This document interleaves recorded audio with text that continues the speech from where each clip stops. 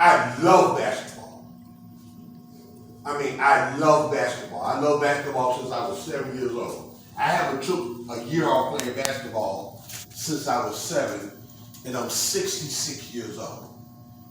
So I'm still having hoop dreams. That's crazy.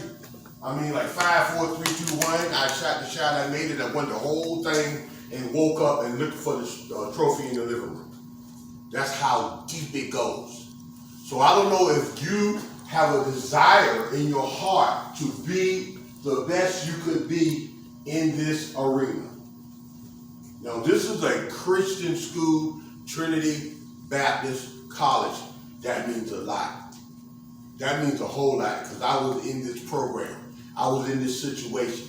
And Christ for me is number one. You have a wicked jump shot. But Christ is number one in my life. Let me go deeper. Right? When I first got here, I was coming down here to do the Jacksonville Giants.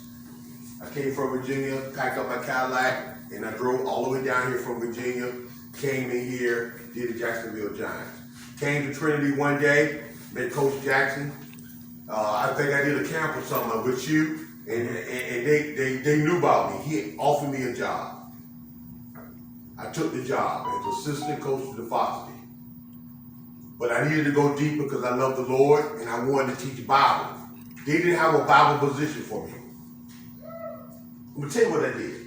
I got a desk just like this, and I sit in the hallway for 6 months reading my Bible. 6 months. What do you need for, Coach? Trying to get a job, bro. Okay. To the point where that they saw me in the hallway, and when they needed somebody to go into class, hey, Coach Pons, could you go down and sit for a minute? I went down and sit for a minute. Let me actually the story. Then they hired me as a sub. Then they hired me as a permanent sub. Then they gave me a job and put my name on the wall for sitting in the hallway. Good gracious. Glory to God. Then after that, I said, I got to go deeper, man. So now the Lord telling me I need to speak at chapel. Y'all have chapel on Friday? We have chapel on Friday. So I went to the administration and said, I need to speak. The Lord told me to speak at chapel. No, man, we got a chapel guy. I knew what the Lord said to me. Something happened, and they called me. Hey, Pons, what's up? You and your wife got it. So I started doing chapel. Wow. Then the Jacksonville Giants fired me. I'm like, man, I came all the way from Virginia to fire me. What in the world? God, what's going on? You know what God told me? He know. Get your own team. So I got with the ABA and I bought my own team. I'm from Portsmouth, Virginia, and put my team together called the South Coast Fire. Coach let me practice there. We came to scrimmage him, everything. We never won the championship, but I put a team together and we won our whole division, and I came one game from going to the finals. Then the team that fired me, I played them in the arena and played them down to the buzzer, and they were beating teams by 100. No joke. So you can't tell me what God won't do. Let me tell you about my basketball career. My parents got a divorce. My mom died early. I went to Texas A&M. Couldn't handle it. My parents gone and all of that. So I went into the military, went into the Army. So I went into the Army, played basketball. As soon as I went to the Army from college, I played basketball. I did 20 years in the Army. That's all I did, play basketball for 20 years. It was my job. 8 months out of the year, play basketball. 4 months, I worked in the Army. I was in Massachusetts. They had a sign say, walk on for the Boston Celtics. Like people off the street. So they had about 300 people trying out for the team. Lord said, you know what? They Buster Browns. They are Buster Browns, and you gonna make it. What? Huh? Say it again, Lord. What? Yeah, okay, I hear you. So out of that, I went through the walk-on camp. Then they invited me to the rookie camp. All the rookies that was drafted, boom, walked through the rookie camp. Then they sent me to the veteran camp, Bird, McHale. When I first got there, I hyperventilated. You know what hyperventilate? Couldn't you? Have you ever been in a situation you really play? I hyperventilated. My lip turned white because I need to drink water. I hyperventilated. We had 3 days. The first time, so you get cut, you had to run a 6-minute mile. 6 minutes. 6:01, you get cut. I ran a 5:59. I made the team. Casey Jones, God rest his soul, he passed. He called me in. He said, Barnes, you made the team because of Larry Bird. Let me tell you how that happened. We're doing 3 days, and Larry called my room and said, hey, Barnes, what you doing? Hey, Larry, I'm chilling. He said, you ate yet? I said, no. He said, you want to run the Wendy's for me? And I like my fries hot. So I ran the Wendy's, got his food. Got back to the room. Kevin McHale, Pond, you ate yet? No. I like to go get me some of the KFC. I like the wings. Okay. Chief called me. Hey, Pond, you with it? I like to go to Burger King. I want to get the Whopper.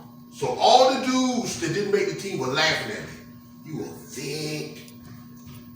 You carried a bird bag.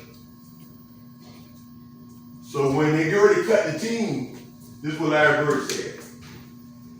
If Ponds go, I'm going. Roster. Casey Jones called me in, told us what he said. Ponds, I'm not paying you to play. You probably never play. I'm going to pay you to practice. If you don't practice like you will start, you cut. And I don't want to talk about they know you on the bench and you know how you be crying. You know what time it is because y'all cry. You know what time it is and you crying about time after somebody already told you what the time is, what it really is. So my game was I warmed up. I was warming up, man. Warming up. It was just like I really played. Everything was good. Played Atlanta Hawks. You don't get in the books unless you score. Now play. So it was like 2 minutes left. I got some tick. Man, I'm so happy. I'm on the floor. So you see how the game go, Coach Kareem, the game go, and if you at the end of the game and you up, you're supposed to dribble a ball out. You're supposed to dribble a timeout. But I ain't dribbling timeout. I looked out the corner of my eye and I tried to make a layup.